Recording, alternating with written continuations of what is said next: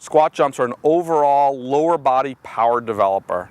We're all looking for power here. It's going to help us hit the ball a lot further. So what we're going to do is have Vic come over here. He's going to put his hands behind his head, and that's why we kind of call these prisoners. And what we want to do is we want to make sure that when we get involved in power training, or this is called plyometric training, that we're ready and prepared and able to withstand the excessive forces of hitting the ground. Anytime we jump up and get in the air and hit the ground, the forces are magnified dramatically. So what we do before we get going real fast is we do what we call jump and stick training.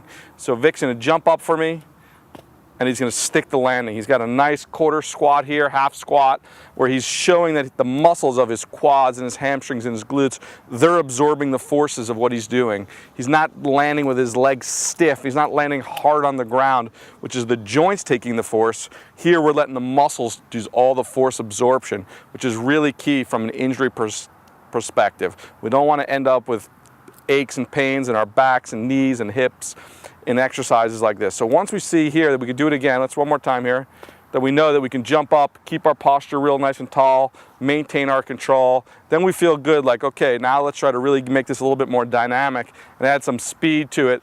And he's trying to get up off the ground as quick as he can. That's called the amortization phase. And rest.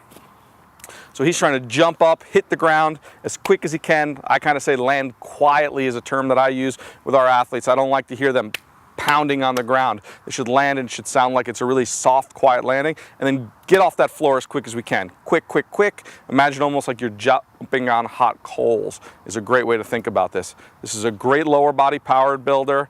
Glutes, hamstrings, all the big muscles of the lower body. This should help you hit the ball a lot further.